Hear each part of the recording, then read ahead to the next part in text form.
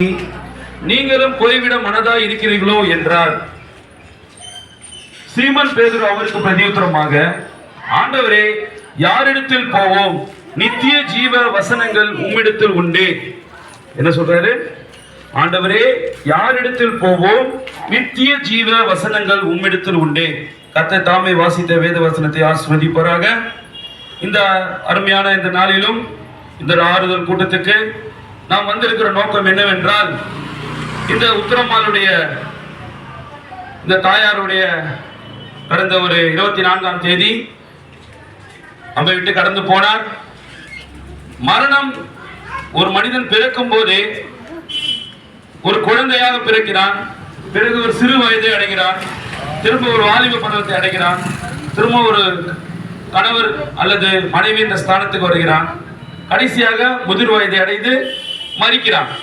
இது ஒரு தேவனுடைய ஒரு நியமனம். பாவம் வந்த பிறகு இப்படிதான் மனிதன் மரிப்பான் என்றது ஒரு விதிமுறையாக வந்துவிட்டது. இப்போ ஒரு மனிதன் பிறக்கும் போதே அவன் எதை நோக்கி ஓடிக்கொண்டிருக்கான் என்றால், ஒவ்வொரு நாள் எனக்கு வயசு 1 ஆயிடுச்சு, 5 வயசு ஆயிடுச்சு, 10 வயசு ஆயிடுச்சு, எதை நோக்கி நாம் மரணத்தை நோக்கி ஓடிக்கொண்டிருக்கிறோம். அல்லேலூயா. நாம் எதை நோக்கி ஓடிக்கொண்டிருக்கிறோம்? மரணத்தை நோக்கி ஓடிக்கொண்டிருக்கிறோம். எனக்கு 5 வயசு ஆயிடுச்சு, 10 வயசு ஆயிடுச்சுன்னா, குழந்தை பிறந்த உடனே 1 வயசு ஆயிடுச்சுன்னா பொறுப்புகள் வருது. அல்லேலூயா.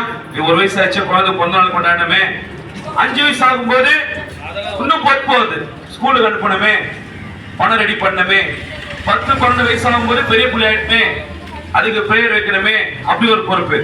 15 வயசு ஆகும்போது காலேஜ் படிக்க வைக்கணுமே, 20 வயசு ஆகும்போது கல்யாணம் பண்ணி வைக்கணுமே. இப்படி ஒரு பொறுப்புகளாகவே வாழ்ந்து வந்தோம். அல்லேலூயா.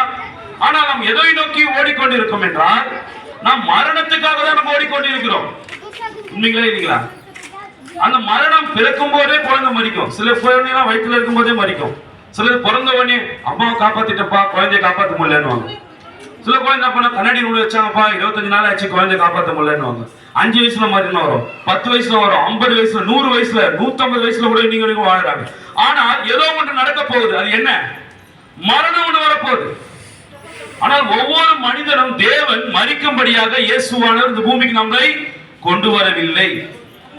எப்போது இந்த பூமியில் ஆதாம் ஏவாள் தவறு செய்தார்களோ, தேவனுடைய வார்த்தையை அவிசுவாசித்தார்களோ, அப்பவே இந்த மரணமானது பூமியில் வந்துவிட்டது.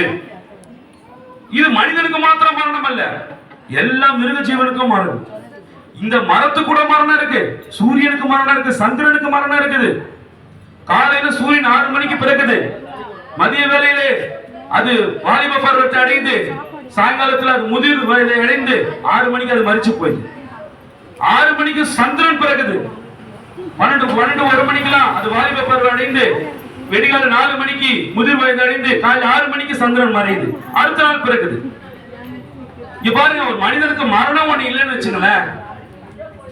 எத்தனை பேரு உங்க பாட்டிக்கு நான் வயசாகுது, எங்க பாட்டிக்கு அவங்க இருக்கிறாங்கப்பா, ஒரு 5000 வருஷமா இருக்கிறாங்கப்பா, மனுஷன் நிக்கிறது கூட இடம் இல்லாம இருக்கும். இந்த மரணம் ஒண்ணு இல்லைன்னா, ஆடு மண்ணு குட்டி போட்டுனே இருக்கும், மாடு குட்டி போட்டுனே இருக்கும், கோழி, காக்கா, புறா, ஈ, கொசு எல்லாம் குட்டி போட்டுனே இருக்கும். கொஞ்சம் மனிதன் நிக்கிறதுக்கு இடம் இருக்காது. உண்மைங்களா இல்லையா? ஆனா இந்த மரணம் ஒண்ணு வந்ததுனாலதான் மரத்து கூட மரணம் இருக்கு. உதிக்குது, செடியா வருது, மரமாவது, காய் காய்க்குது, பூ பூக்குது, கனி கொடுக்குது, பட்டு போயிடுது, திரும்ப அதே மரணம் வருது, திரும்ப உதிக்குது. அப்போ இது மனிதனுக்கு மாத்திரம் மரணம் சொந்தம் அல்ல, எல்லா சிருஷ்டிப்புக்கும் மரணம் இருக்கிறது. ஆனால் இந்த மரணத்தை குறித்து இவையெல்லாம் கவலைப்படவே இல்லை. ஆனால் மரணத்தை குறித்து யார் தான் கவலைப்படுறாங்க? இந்த மனுஷன் மாத்திரம் தான் கவலைப்படுறான். ஐயோ, நான் செத்துட்டேன்னா என் பிள்ளைங்க எங்க போவோம், என்னோட வீடு எங்க போவோம், நான் சேர்த்து வச்ச நகை எங்க போவோம், என் வீட்டு வாடகை யார் வாங்குவா, என் பிள்ளைங்களுக்கு யார் பார்த்துப்பா? வேத வசனம் சொல்லுகிறது, உன் தலையில இருக்கிற முடியெல்லாம் எண்ணப்பட்டிருக்கு. நான் உன்னை உன் தாயின் வயிற்றில் இருக்கும் போதே, கர்ப்பத்தில் இருக்கும் போதே உன்னை தெரிந்து கொண்டவன் இயேசு கிறிஸ்து ஒருவர் மாத்திரம் தான் சொல்றேன். நம்ம என்னைக்காவது நம்ம பிள்ளைங்களோட தலையில இருக்கிற முடி எண்ணி இருக்கிறோமா? ஆனா வேதம் சொல்லுகிறது, உன் தலையில இருக்கிற முடியெல்லாம் நான் எண்ணி வச்சிருக்கிறேன் இயேசு கிறிஸ்து. எப்படிப்பட்ட தேவன் பார்த்தீங்களா இயேசு கிறிஸ்துவானவர்? அப்படிப்பட்ட இயேசுவானவர் இந்த மனிதன் மரணத்தை பார்த்து பயந்ததனால் ஐயோ எனக்கு மரணம் வேணாம், எல்லாம் நான் எதுக்கு தலைக்கு டை அடிக்கிறாங்க? ஏன்? வாலிபனாவே இருக்கணும் ஆசை அவங்களுக்கு, வாலிபனாவே இருக்க ஆசை. ஐயோ முடி வந்துச்சுப்பா. ஒரு பியூட்டி பார்லர்ல போட்டிருக்கான், வெளியே வருவது 60 வயசு கிழவையா கூட இருக்கலாம், வெளியே வருவது 60 வயசு கிழமையா கூட இருக்கலாம். மேக்கப் தன்னை இளமையாவே வச்சுக்கணும்னு பாக்குறான். ஒரு பல்லு முளைக்க கூடாது, ஒரு பல்லு உயக்கூடாது, உடனே ஒரு செட்டப் பல்லு எடுத்து வச்சுக்கிறான், தலையில ஒண்ணு விக்கி வச்சுக்கிறான். ஏன்னா இவன் பாத்தீங்கன்னா மனிதன் ஒரு மரணத்தை பார்த்து பயப்படுறான். ஆனால் என்றைக்காவது ஒரு நாள் மரணம் கதவை தட்டியே தீரும். இல்லையா? மரணம் கதவை தட்டும். நல்லா பேசிட்டு போச்சு பாக்கா, நல்லா பேசிட்டு போச்சு. 12 மணிக்கு நல்லா பேசி போச்சு. காலையில ஐயா ஐயா 4 மணிக்கு ஒரு சத்தம். என்னாச்சு? சுத்திச்சு. நல்லா தானே பேசி போச்சு. தோடா நேத்து கூட அண்ணாச்சி கையில பார்த்தேன் அந்த அக்காவை. என்னடா இப்பதான் பேசிட்டு போச்சு, அதுக்குள்ளேவா அப்படி பாத்துல வந்து செத்துச்சு. மரணத்தை பார்த்து எல்லாரும் பயப்படலாம், ஆனா ஒருத்தர் பயப்படக்கூடாது. யார் அது? உண்மையான கிறிஸ்தவர்கள் மரணத்தை பார்த்து பயப்படக்கூடாது. ஏன்? நமக்கு ஒரு மரணத்தை பார்த்து பயப்படாமல் மரணத்தை ஜெயித்தவர் கர்த்தராகிய இயேசு கிறிஸ்துவானவர். மனிதன் மரணத்தை பார்த்து பயந்தான்றதுக்காகவே அவரே மனிதனாக பிறந்து வாழ்ந்து மரணத்தை ஜெயித்தவர். அவரும் மன்னிச்சாரு, அவரும் அடக்கம் கொலை பண்ணாங்க இயேசு கிறிஸ்துவ. ஆனாலும் மரித்து 3ஆம் நாள் உயிர்த்தெழுந்து மரணம் ஒண்ணுமே மரணம் ஒண்ணுமே காமிச்சார். அதான் இயேசு சொல்றாரு பாருங்க. இயேசு சொல்றாரு, என்னை விசுவாசிக்கிறவன் மரித்தாலும் பிழைப்பான், உயிரோடு இருந்து என்னை விசுவாசிக்கிறவனும் என்றென்றைக்கும் மறியாமலும் இருப்பான். நமக்கு ஒரு ரோல் மாடல், ஒரு அத்தாட்சி இருக்குது. மரணத்தை ஜெயித்த ஒரு அத்தாட்சி இருக்குது. அது யாரு? இயேசு கிறிஸ்து மாத்திரம் தான். நீங்க இன்னைக்கும் பாருங்க, ஜெருசலேம்ல இஸ்ரேல் அந்த கொலைக்கு போனீங்கன்னா, இயேசுவோட கல்லறைக்கு போனீங்கன்னா கல்லறைக்குள்ள போய் நீங்க சுத்தி பார்க்கலாம்.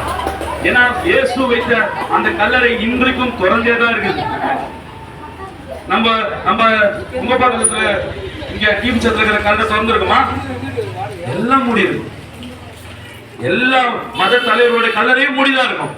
ஆனா ஒரே ஒருத்தருடைய கல்லறை தான் திறந்திருக்கும். ஏன்? அவர் மரணத்தை ஜெயித்தார், அவர் மரித்து உயிர் தெழுந்தார். அவர் உயிர் தெழுந்ததுனால தான் இப்ப சொல்றாரு, என்னை நான் எப்படி மரித்து உயிர் தெழுந்தனோ என்னை விசுவாசிக்கிறவன், என்னதான் நான் தான் கடவுள், என்னை விசுவாசிக்கிறவன் இருதயத்தில் விசுவாசிக்கும் போது, இயேசுவை நீ பின்பற்றும் போது நீயும் நான் இந்த மரணத்தை குறித்து பயப்பட மாட்டோம். அதான் இயேசு கேட்கிறாரு, தம்பிங்களா 56 இயேசு சொல்றாரு, நீங்களும் போய்விட மனதா இருந்தா போங்க. வெறும் சோத்துக்காக தான் என்கிட்ட வந்தீங்களா? வெறும் பிரச்சனைக்காக தான் இயேசு கிட்ட வரீங்களா? வெறும் நோய்க்காக தான் இயேசு கிட்ட வரீங்களா? எதுக்கு வரீங்க இயேசு கிட்ட? என்னைக்கோ யாராவது ஒருத்தர், பிரதர் நான் பரலோகத்துக்கு போறதுக்காக இயேசு கிட்ட வரேன் பிரதர். இயேசு கிட்ட எதுக்காக வரணும்? அங்க போனா சோறு தருவாங்கப்பா. சில சபைகள்லாம் போனா சர்ச்சை முடிஞ்சாலும் சாப்பாடு. இயேசு காலத்துல எப்படி இருக்கிறாங்க? 2 மீன் 5 அப்பத்தை 5000 பேர் போசிச்சாரு. போசிச்சுட்டு 2 நாள் கழிச்சு வராரு, அதே ஊருக்கு வராரு. எல்லாம் நின்று ஆண்டவரே எப்ப வரீங்கன்னு கேக்குறாங்க. ஏன் கேக்குறாங்க தெரியுமா? திரும்ப ஆண்டவர் கேட்கல, திரும்ப சோறு கொடுப்பாரா? எது கேக்குறாங்க? திரும்ப சோறு கொடுப்பாரு ஆண்டவர். ஏன்னா அவர் பரலோகத்துல மண்ணாவை கொடுத்தாருல. இவன் வறுத்த வச்ச மீன் எல்லாம் நல்லா இல்ல, உப்பு இல்ல, டேஸ்ட் இல்ல. ஆனா அவரு சிருஷ்டிப்பின் தேவன். மீனை அப்பத்தை சிருஷ்டிக்கும் போது டேஸ்ட் ஆகுது. இயேசு எந்த ஹோட்டல்ல போய் வாங்கி வந்தாரோ திரும்ப வராரு. அதே பட்டணத்துக்கு வரும்போது கரையில் நின்று பார்த்துட்டு இருக்கான். ஆண்டவரே வாங்க, எங்க ஊருக்கு வாங்க, எங்க ஊருக்கு வாங்க. அப்ப ஆண்டவர் கேட்கிறாரு, என் வார்த்தை கேட்டதுக்காக என்ன கூப்பிடல நீ?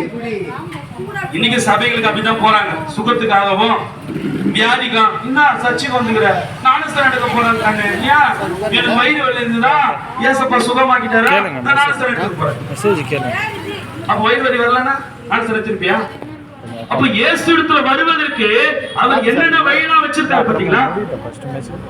இயேசு கிட்ட வருவதற்காகத்தான் சுகம் பண்ணி போறார் வந்தார் பூமிக்கு. சும்மா இயேசு ஏத்துக்கொண்டு சொன்னா ஏத்துப்போமா?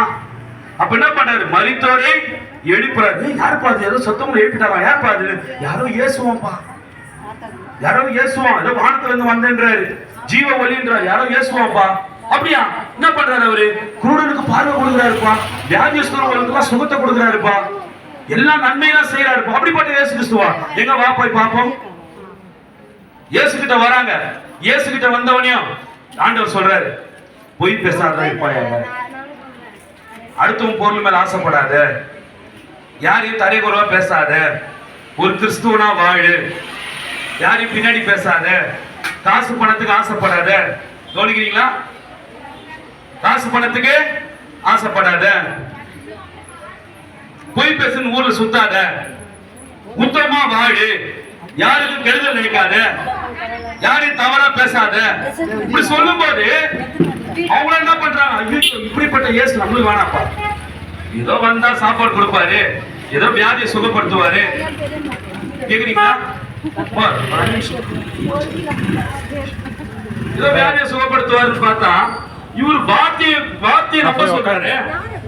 இந்த இயேசுவானவர் கொஞ்ச நேரம் நெஞ்சிரும். இது வேணாப்பா, இந்த இயேசு கிறிஸ்து என்ன சொல்றாங்க?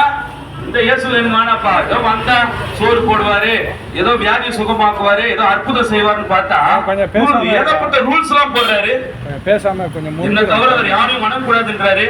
நீ வேற கம்முனு போ, என் நாத்துல தலை கட்டுக்கலன்னா என்னதான் கேள்வி கேட்க ஐயா? இவரு வந்தா என்ன இப்படி எல்லாம் பேசுறாரு?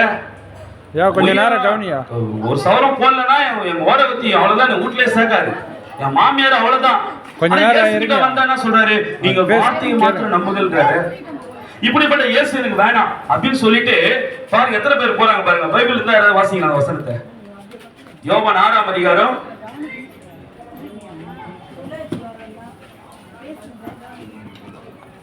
66 வாசிங்க. இருந்தா வாசிங்களேன். சிறான வாசிக்கிட்டீங்களா? அது முதல் அவருடைய சீஷர்கள் அவருடனே அநேகர் அவருடனே கூட நடவாமல் பின்வாங்கி போனார்கள். இயேசு சொல்றார், மேல் வசனம் சொல்றாரு, ஒருவன் என் பிதாவின் அருளை பெறாவிட்டால் என்னிடத்தில் வரமாட்டான் என்று இது நிமித்தம் உங்களுக்கு சொன்னேன். இயேசு கிறிஸ்துவோட வாழ்க்கைய, அந்த உத்தமமான ஜீவியத்தை ஜீவிங்கப்பான்னு சொன்னா அதெல்லாம் எனக்கு வேணாம் ஆண்டவரே.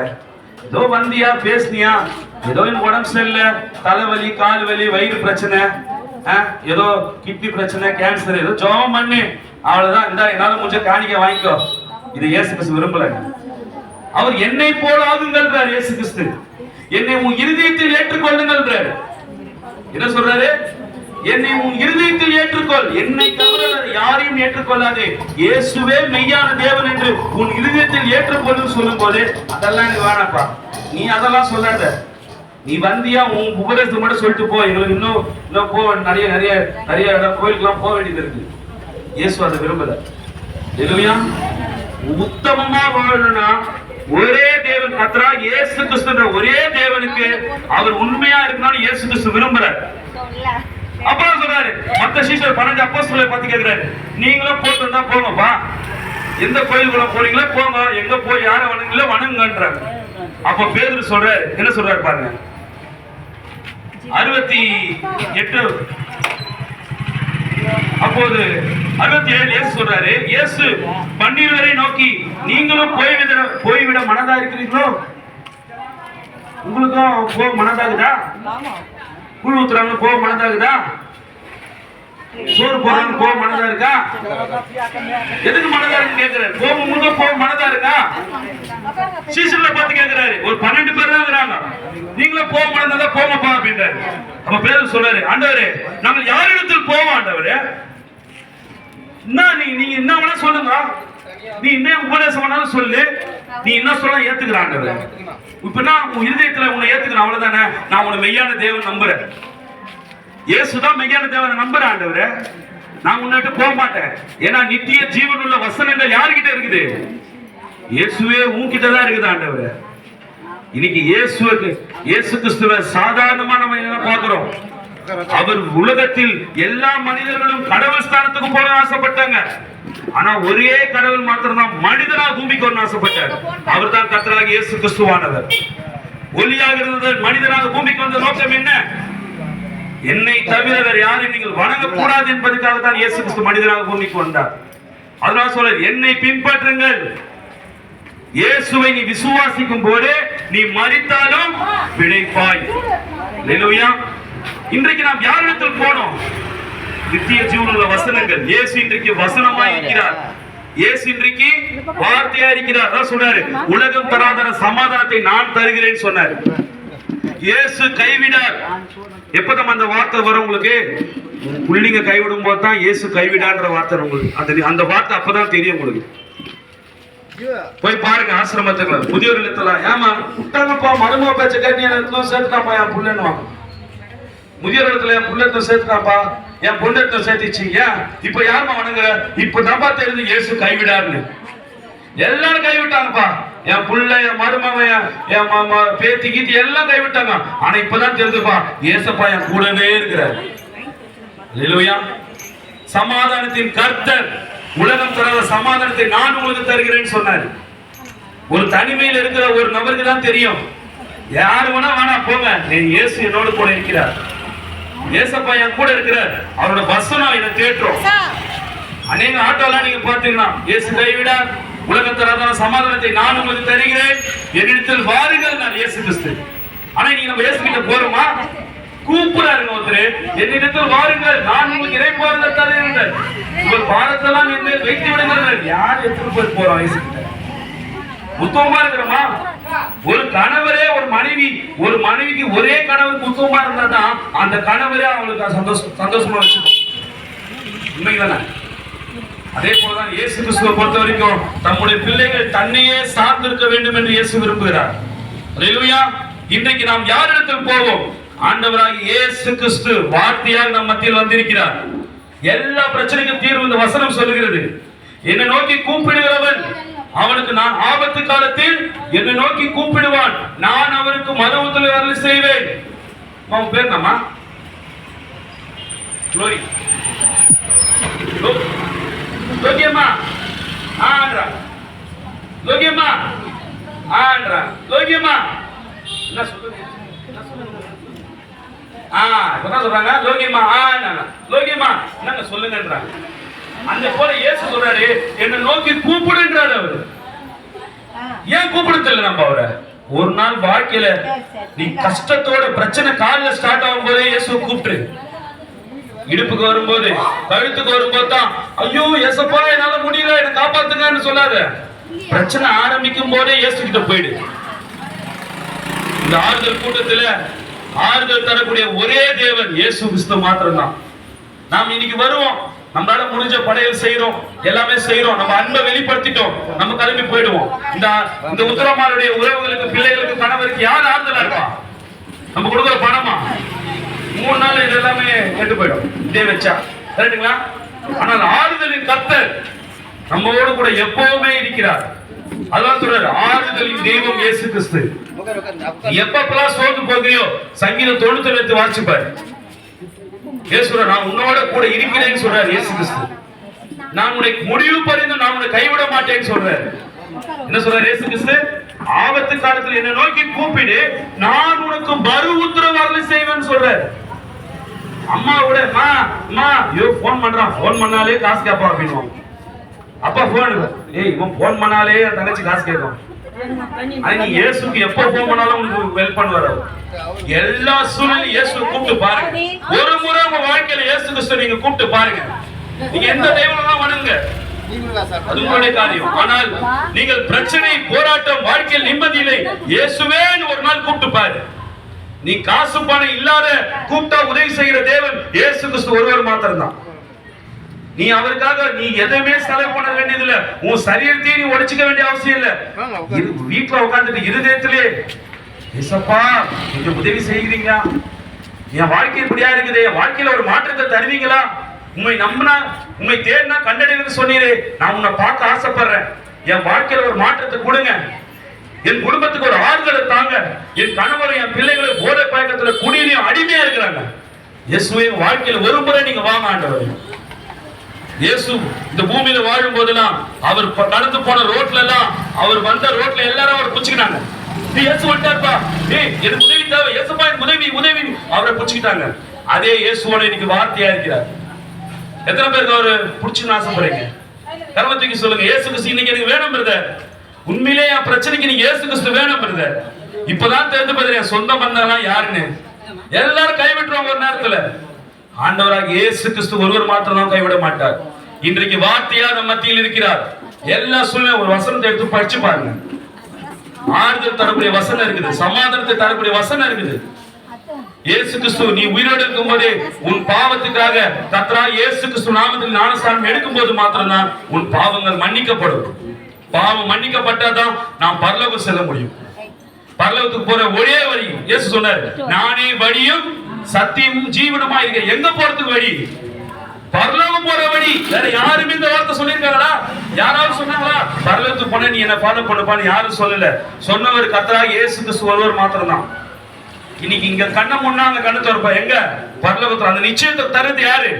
கர்த்தராகிய இயேசு கிறிஸ்துவானவர் தான். இந்த வேதாகமம் தான் அந்த நிச்சயத்தை தருது, இந்த அசூரன்ஸ் கொடுக்குது. நிச்சயமா என்னை அறிந்தீர்களானால் கண்டிப்பா என்னை விசுவாசிங்கன்னா நீ பரலோகத்துக்கு வருவீங்கன்ற.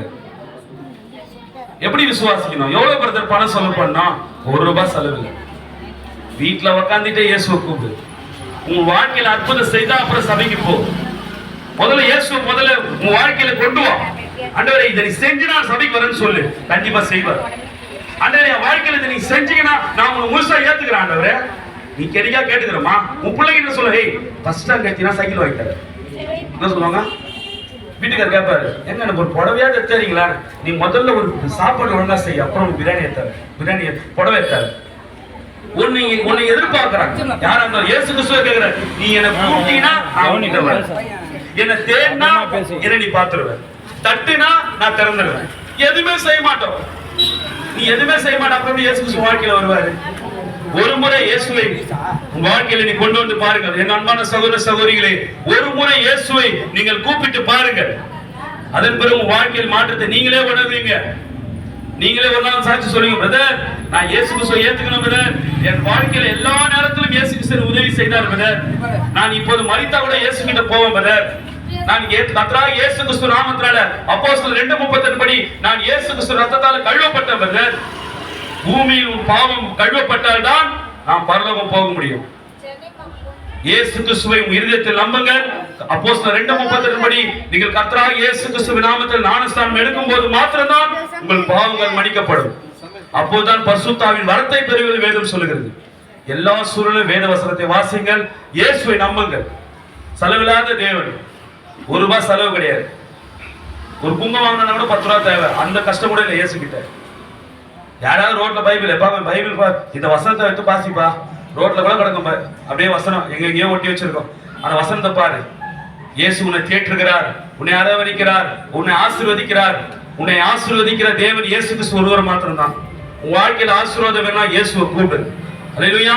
இந்த ஆறுதல் கூட்டத்துக்கு, இந்த உத்தரமால் சகோதரருடைய தாயாருடைய ஆறுதல் கூட்டத்துக்கு வந்தவர் ஒவ்வொருவரையும் கர்த்தராகிய இயேசு கிறிஸ்து நாமத்தில் நான் வாழ்க்கையை ஆசீர்வதிக்கிறேன். சந்தோஷம், சமாதானம், கிருபை சூழ்ந்திருக்கட்டும். இந்த குடும்பத்துக்காக இந்த ஆறுதல் கூட்டத்தை நடத்தி கொடுத்த, இந்த ஆறுதல் கூட்டத்தை ஏற்படுத்தின அவருடைய மகளும் மருமகளும் இன்னும் அநேக உறவுகள் இருக்கிறீங்க. எல்லாருக்கும் கர்த்தராகிய இயேசு கிறிஸ்து நாமத்தினால சமாதானத்தின் கர்த்தர், இயேசு கிறிஸ்து சமாதானத்தின் கர்த்தர் உங்களோடு கூட இருப்பாராக. நீங்க இந்த குடும்பத்து மேல வச்ச அன்புக்காக ரொம்ப ரொம்ப நன்றி. இந்த உத்தரமாலுடைய நீங்க வந்திருக்கிற நோக்கம், இந்த தாயையும் இந்த குடும்பத்தை நீங்க நேசிச்சதுனால தான் இங்க வந்திருக்கிறீங்க. அதனால உங்க கர்த்தராகிய இயேசு கிறிஸ்து நாமத்தோட வாழ்த்துக்களை தெரிவித்துக் கொள்கிறேன். நாம் கண்களை மூடி ஜெபிப்போம். ஸ்தோத்திரிக்கிற ஆண்டவரே, எங்களை அதிகமா நேசிக்கிற அன்புள்ள தேவனே, நேற்றும் இன்றும் என்று மாறாதவரே, இந்த ஆஸ்வதிக்கப்பட்ட நாளிலும் விலையேற பெற்ற உத்தரமாலுடைய இந்த ஆறுதல் கூட்டத்துக்காக வந்திருக்கிற ஒவ்வொருவரையும் கர்த்தராகிய இயேசு கிறிஸ்து நாமத்தினால யெகோவா ஷாலோம் சமாதானத்தின் கர்த்தர் அவர்களோடு கூட இருக்கட்டும். இந்த ஆறுதல் கூட்டத்தை நடத்தி கொடுத்த கிருபைக்காக ஸ்தோத்திரிக்கிறோம். இந்த குடும்பத்துக்கு ஆறுதல் சொல்ல வந்த இந்த குடும்பத்தாரையும் கர்த்தராகிய இயேசு கிறிஸ்து நாமத்தினால நீர் ஆசீர்வதியும். இந்த கூட்டத்தை ஒழுங்குபடுத்தின அவருடைய மகளையும் அவருடைய மருமகளையும் அவருடைய கணவரையும் அவருடைய உறவுகளையும் உறவினர்களையும் தேவன் தாமே ஆசீர்வதிக்கட்டும். இந்த குடும்பத்தை தாயை போல தேற்றுகிற தேவன் இயேசு கிறிஸ்து ஒருவர் மாத்திரமே. இந்த தாய் நம்மளை விட்டு கடந்து போனாலும் மேலான தாய், நம்மளை 24 மணி நேரமே பாதுகாத்துக் கொண்டிருக்கிற தாய், அது கர்த்தராகிய இயேசு கிறிஸ்து ஒருவர் மாத்திரமே.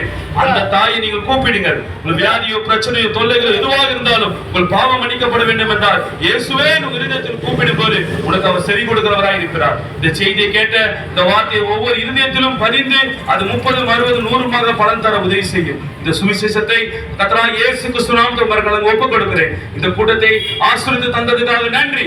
கர்த்தராகிய இயேசு கிறிஸ்துவின் நாமத்தினால வந்த ஒவ்வொருவரையும் சமாதானத்தின் கர்த்தர் அவர்களோடு கூட இருக்கும்படியா ஜெபிக்கிறோம். இயேசுவின் நாமத்தில் நன்றி செலுத்தி ஜெபிக்கிறேன். ஆமென், ஆமென், ஆமென். கடைசியாக நம்ம இருக்கிற சகோதரர் ஜேம்ஸ் ஒரு பாடலை பாடி இந்த ஆராதனை முடிப்பார்.